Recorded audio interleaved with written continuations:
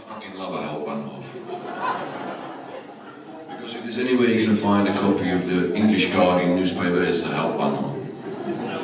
And what is special about the Hell Bahnhof in Karlsruhe, unlike any other Hell Bahnhof I've ever been to in Germany, is that they had today's Guardian.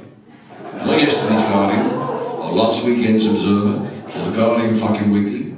They had today's Guardian just like it looks in my house at home in England. So I figured that's pretty cool. There must be some more cool shit.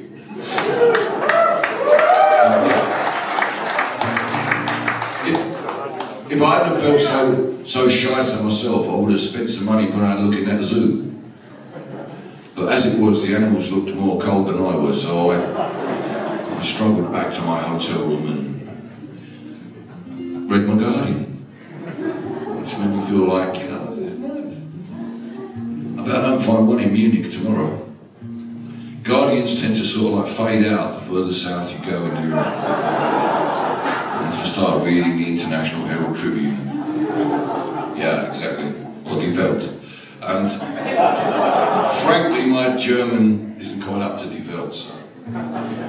But yeah, I'm sure I would have found a great museum or an art gallery that would have explained to me why Karlsruhe is here.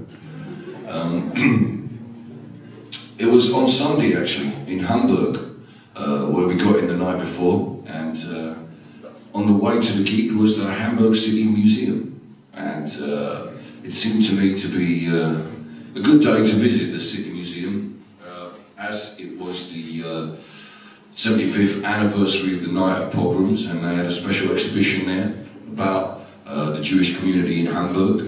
So I went along and saw this exhibition, and I came across a picture of a German soldier, a Jewish German soldier in the First World War, a photograph of him in his uniform, and there was an audio of the stuff about this guy, and he spoke about how he had celebrated the beginning of the First World War, how he had been excited by it, how he felt it would give him a chance to express his love of his country. And I thought of my own grandfather, who on the night that the First World War was declared, cycled with his cousin 14 miles to Buckingham Palace in England to celebrate as well, with a wave a little flag, which we still have, with the words war that my grandfather wrote on it.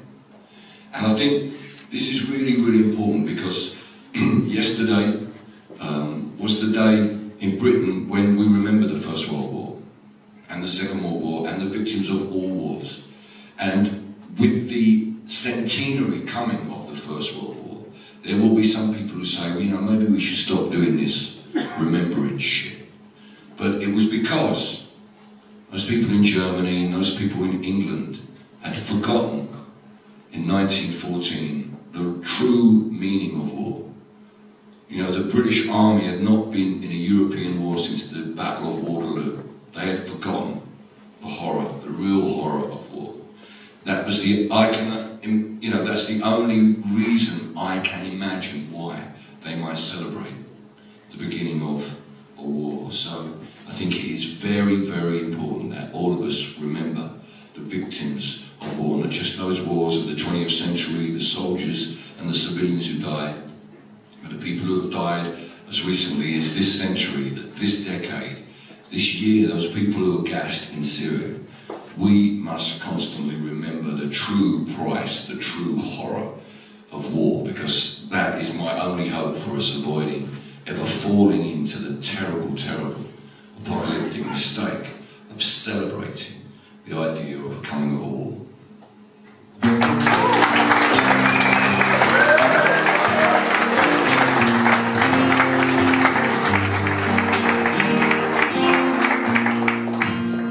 I was a miner, I was a talker, I was rowing between the wars.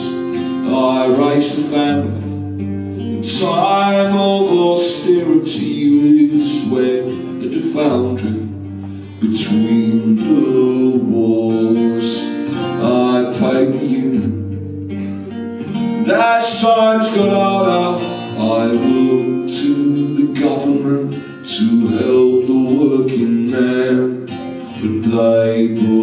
prosperity. Down at the armory, we're arming for peace, me boys, between the wars.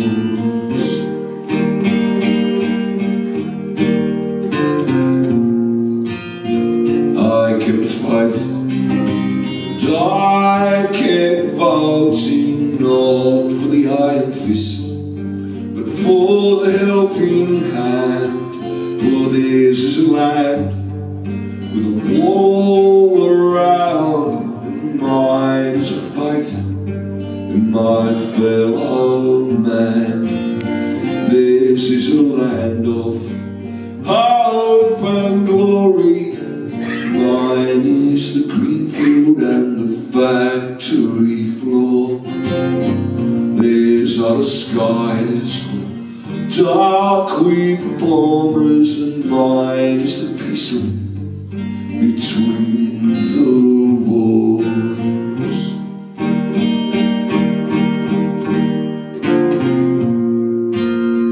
Call up the craftsman, bring me the draftsman, build me a path from cradle to grave, and I'll give my consent to any government that does not deny a man a living wage. Go find the young men, never to fight again. Bring up the banners from the days gone by. Sweet moderation, heart of this nation, desert us not, we are between